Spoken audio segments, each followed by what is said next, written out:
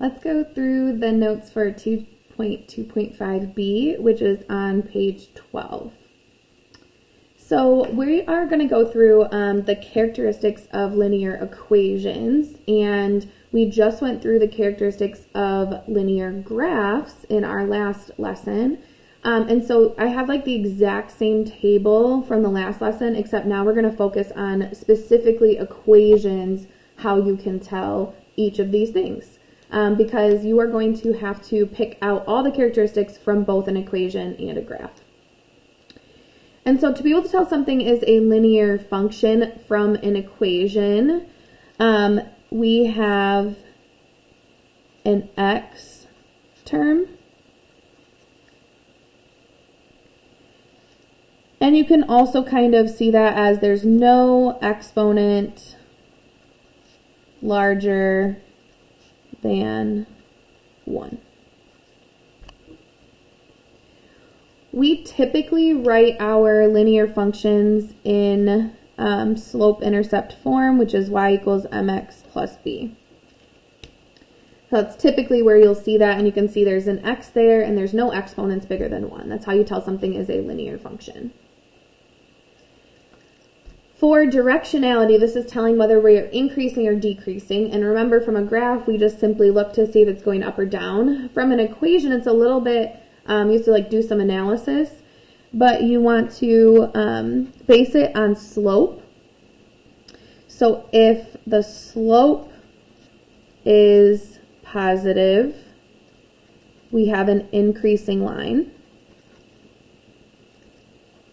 And if the slope is negative, we have a decreasing line. And so you just got to check your slope and see if it's positive, it's going up, which is increasing. If it's negative, it's going down, which is decreasing.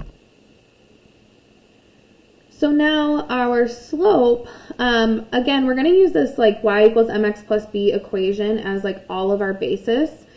And it is in that equation, it is the m.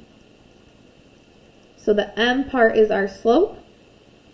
And I want you to make a little note to yourself that it's the number in front of x.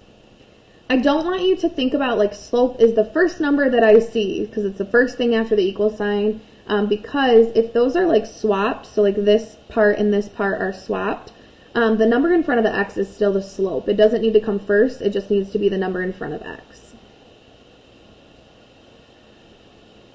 So for our intercepts, the y-intercept is a little bit easier to find. The x-intercept will take us some work, and I'll show you what to do in the example specifically.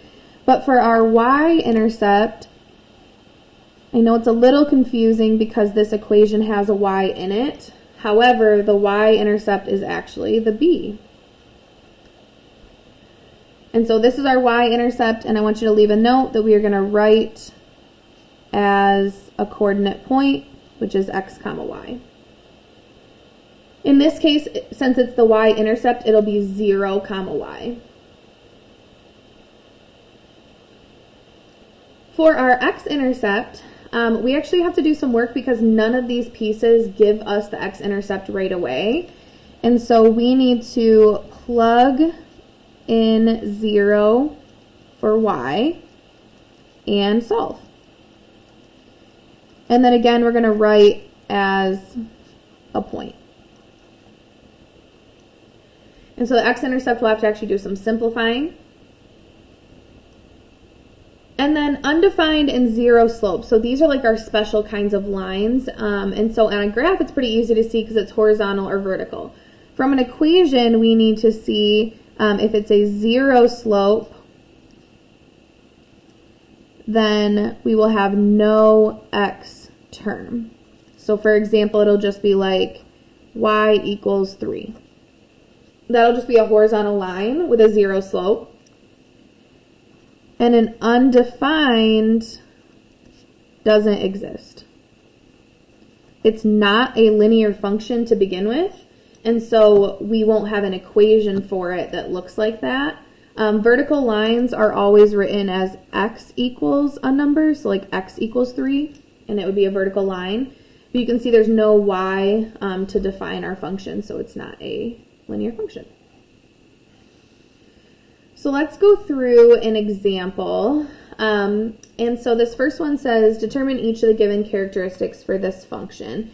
And I like to do this in the same order every time, no matter what order it's given to me. So you can see like these are in different orders. And I just like to do it easiest to hardest so that I get the easy ones out of the way. I could at least get half credit if I get those easy ones. So I'm going to start with my slope, which is my m. Sometimes I like to write y equals mx plus b like right above the equation so I can like really clearly see which one I need. It's a little out of focus. There we go. And so you can see like our m is negative 2/3, so that is my slope. So the number in front of x. Then that also tells me my directionality. So if the slope is positive, it's increasing. If the slope is negative, it's decreasing. And since this is negative, our directionality is decreasing. Our y-intercept is our b value, except we need to write it as a point. So instead of just writing 12, I need to write it as 0, 12, because 12 is the y value. The 12 needs to go in the y spot. And our last one is our x-intercept. This is the one where you have to actually do some work, and that's where you plug in 0 for y. So to find the x-intercept, I plug in 0 for y.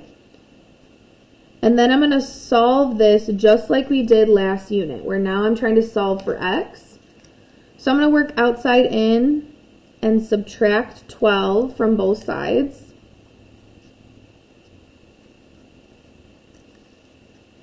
And then with the fraction, don't be scared of a fraction. If that was just like a negative 2x, you would divide to get rid of it. So we're going to divide, but we're going to divide by negative 2/3. And so when I do that, I have negative 12 divided by, and I'm going to put the negative 2/3 in parentheses like that, and I get positive 18. And remember, these need to be written as points. So I'm going to write my x-intercept. The x is 18, the y is 0. So now I have all my pieces. For the sake of time, I'm going to stop here, and I'm going to go through this problem along with the extra help problems in the extra help video. This one's especially important because these are out of order, so I wanted to show you that. So if you feel like you can handle switching them in the right order, then feel free to jump to the independent practice. If you'd like to watch the extra help video, I'm going to record that right now.